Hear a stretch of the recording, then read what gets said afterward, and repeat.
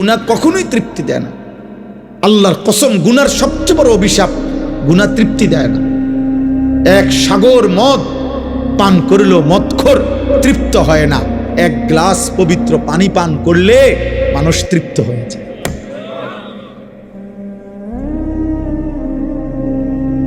দশ লাখ নারীও যদি কোনো যুবক, 10,000 নারীও উলঙ্গ দেখে, তবুও তার তৃপ্তি হয় না। ও আরো দেখে, আরো দেখে, আরো দেখে, আরো দেখে। একজন ইমানদার মাত্র একজন স্ত্রী নিয়ে 70 বছর তৃপ্ত জীবন, পবিত্র জীবন পালন করে। পবিত্র স্ত্রী হালাল একজনেই সেরা যায়, আর হারাম নারী সারা পৃথিবীর সবগুলার উলঙ্গ করে দেখলেও তৃপ্তি হয়। নাহলে আপনি না সকালে বেডি দেখলেন অনেকগুলা, অন বিকালে দেখেন কেন? আপনি না রাত্রে দেখলেন অনেক নারী, এখন দিনে আবার দেখেন কেন? হ্যাঁ, গুনাহ তৃপ্তি দেয় না, গুনাহ তৃপ্তি দেয় না আব্বা। অনেক নওজোয়ান তোমরা মাশাআল্লাহ, বাকি চেহারা দেখলে বোঝা যায় সারা দিনে এক ওয়াক্ত নামাজ পড়ো, অগণিত ছিল চেহারা, নাফরমানের চেহারা, পাপীর চেহারা চিনা যায় বাপ, বেনামাজির চেহারা চিনা যায়।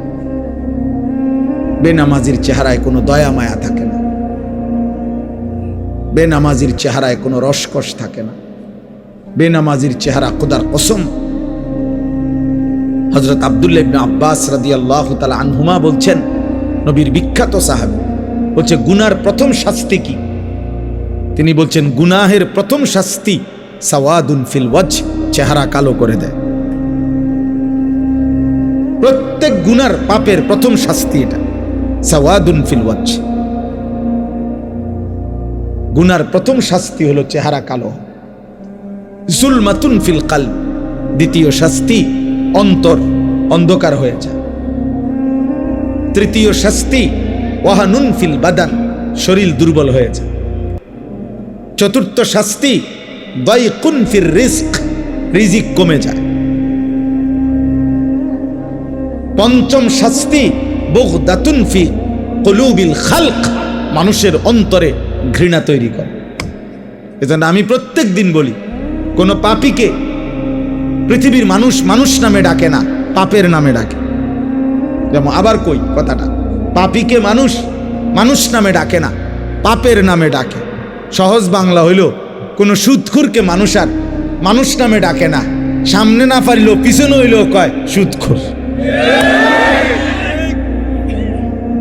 হ্যাঁ, আমনে চিল লাগিয়ে গেল আর কি।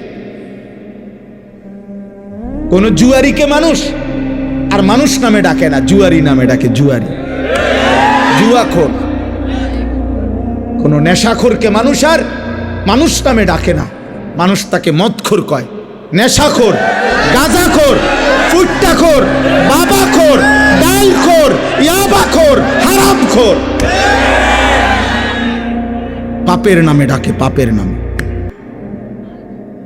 লম্পট, জিনাকার, ব্যভিচারী 100 বছর পরে হলেও ওর নাতি পর্যন্ত এই পাপের কথা শুনতে হয়। মানুষ বলে, সর বেড়া, কথা সাবধানে ঘর, তোরে চিনি, তোর দাদা সুদখোর ছিল, যা না আইস তো লম্বা কথা কইতি বেটা, চিনি না বেটা তোরে, বেটা গপ মারতে আইস, বুঝেন না? 100 বছর পরে হলেও,